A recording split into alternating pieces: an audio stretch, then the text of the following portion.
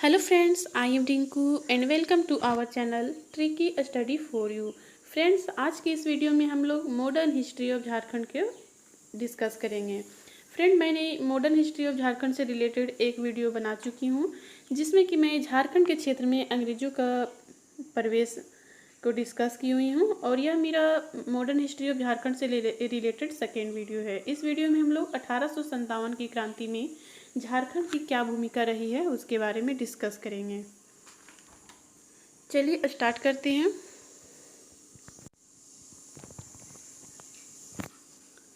जिसमें 1857 की क्रांति का आगाज हुआ उसमें भारत में गवर्नर जनरल लॉर्ड कैनिंग का शासन था। ठीक है, गवर्नर जनरल लॉर्ड कैनिंग का शासन था। अब हम लोग देखते हैं झारखंड के किस किस क्षेत्र पर 1857 की क्रांति का प्रभाव पड़ा। सबसे पहले है संथाल परगना के क्षेत्र में 1857 की क्रांति का प्रभाव। तो इस समय संथाल परगना जिले की देवघर अनुमंडल की रोहिणी नामक गांव में 32वां रेजिमेंट का मुख्यालय था। ठीक है, और यह जो रोहिणी नामक गांव है वह अजय नदी के तट पर स्थित है। चूँकि प्रश्न किसी भी तरह से घुमा के पूछा जा सकता है, इसलिए आप लोग नोट कीजिएगा। 32वां रेजिमेंट का कमान मेजर मैकडोनाल्ड के हाथों में था एंड यही 32वां रेजिमेंट यानी कि संथाल परगना में ही 12 जून 1857 ईस्वी को हमला हो जाता है। ठीक है, यानी कि कह सकते हैं विद्रोह की शुरुआत होती है संथाल परगना के क्षेत्र में 12 जून 1857 ईस्वी को। और इस विद्रोह में नॉर्मन लेस्ली की हत्या हो जाती है, जो कि मैकडोनाल्ड कठोरता के साथ इस विद्रोह को दबा देते हैं और हमलावरों का कोर्ट मार्शल होता है और साथ ही साथ उन सभी को फांसी दी जाती है। ठीक है, देन रेजिमेंट का मुख्यालय रोहिणी से हटाकर भागलपुर कर दिया जाता है। अब उसके बाद देखते हैं हम लोग हजारीबाग के क्षेत्र पर क्या प्रभाव पड़ा। तो हजारीबाग में विद्रोहियों का जो नेतृत्व कर रहे थे वो थे सुरेंद्र शाही। हजारीबाग स्थित रामगढ़ बटालियन के सैनिकों का विद्रोह 30 जुलाई 1858 ईस्वी को शुरू होता है। ठीक है, और इस विद्रोह का प्रमुख कारण रहता है दानापुर रेजिमेंट के विद्रोह की खबर। इस विद्रोह की खबर से जो अंग्रेज अधिकारी थे वो कलकत्ता भाग जाते हैं डर के। ठीक है, और इधर जो विद्रोही थे वो क्या करते हैं, अंग्रेजी दफ्तर बंगले को लूटते हैं, वह इसे जला देते हैं। साथ ही साथ जेल में जितने भी विद्रोही कैद थे उन सभी को रिहा करवा देते हैं।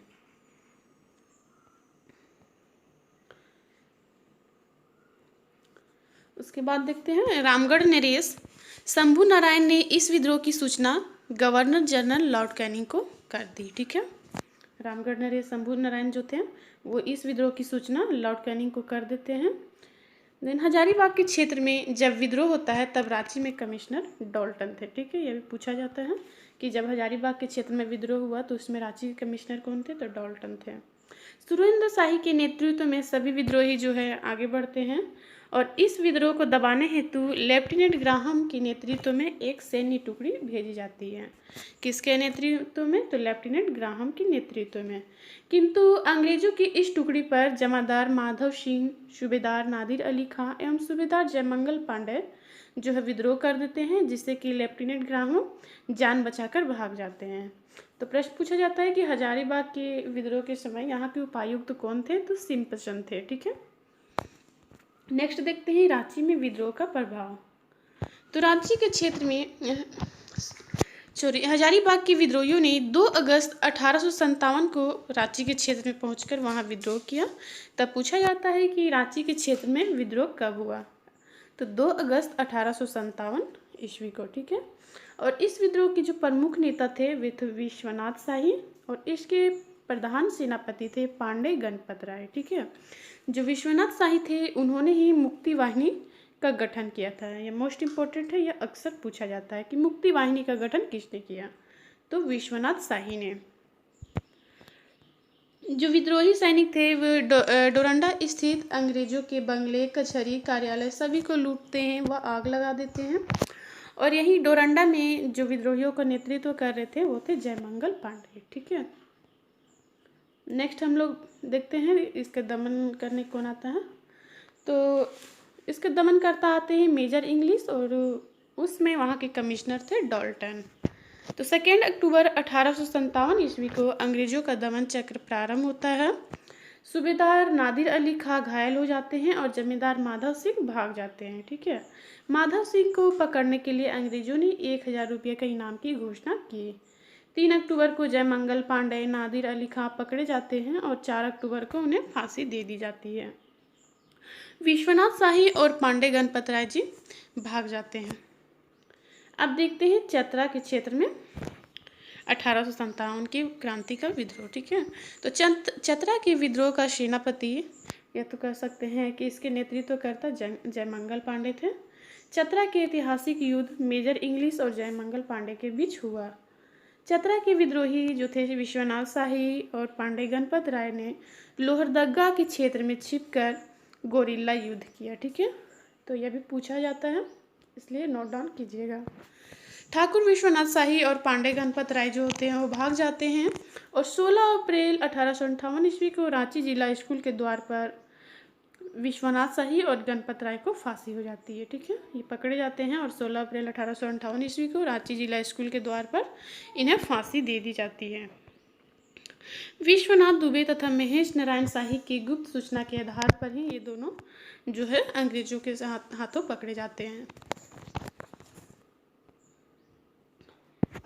जयमंगल पांडे और नादिर अली खां को 4 अक्टूबर 1857 ईस्वी को चतरा के फांसीहारी तालाब में आम के पेड़ में फांसी होती है। ठीक है, तो ये प्रश्न पूछा जाता है कि किस पेड़ में, क्या का पेड़ था, इसलिए आप लोग ध्यान दीजिएगा।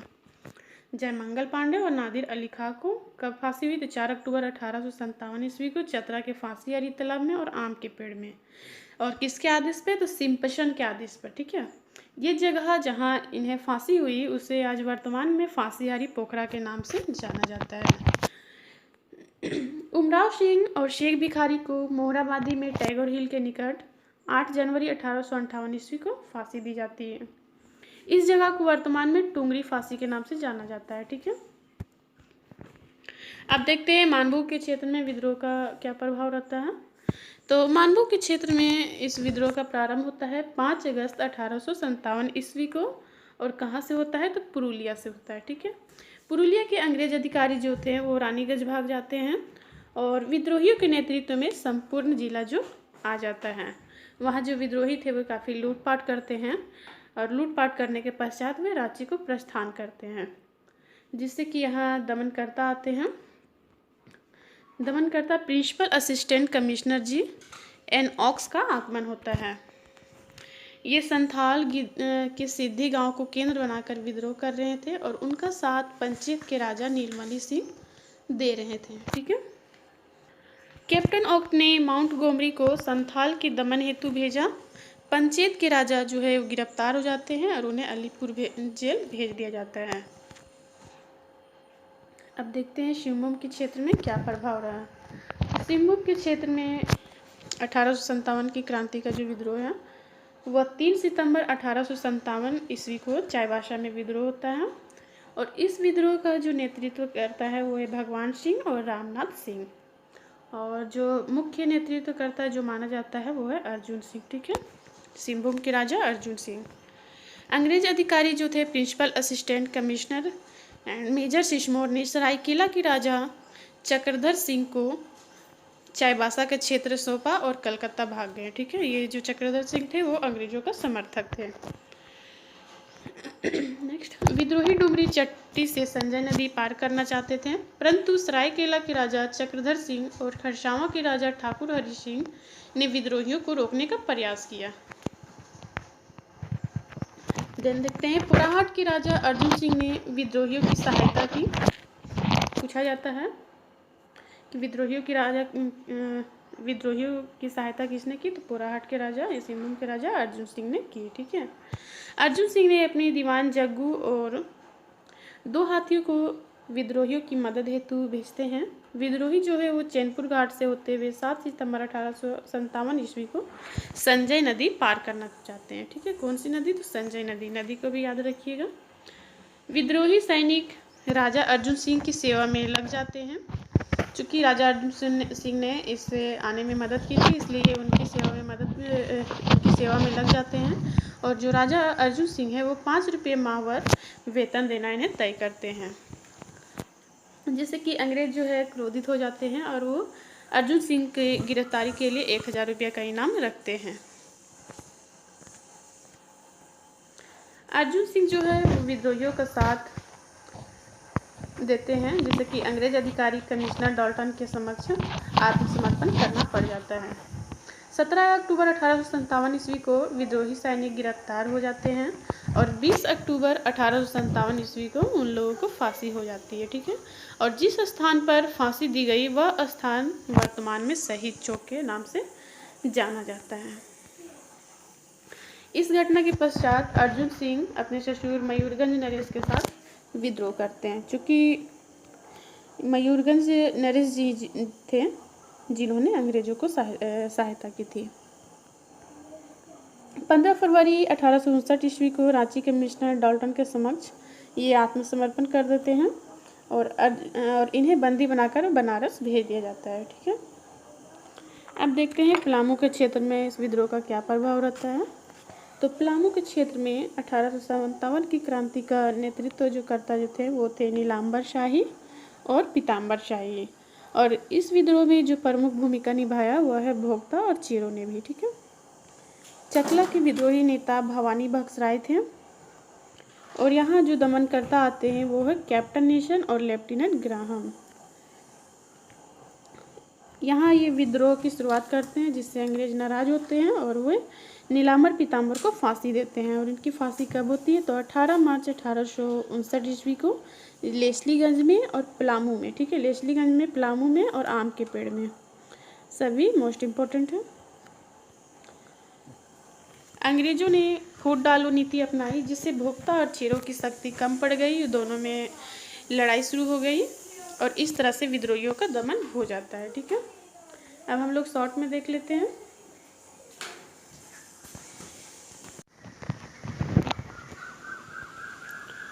ये हमारा झारखंड का मैप है और 1857 ईस्वी की क्रांति की शुरुआत जो होती है वो संथाल परगना के देवघर की रोहिणी नामक गांव से शुरुआत होती है। यहीं 32वां रेजिमेंट का मुख्यालय रहता है। ठीक है, और यह रोहिणी नामक जो गांव है वह अजय नदी के तट पर स्थित था। अब हम लोग देखते हैं पलामू के क्षेत्र में इस विद्रोह का नेतृत्व करता कौन थे?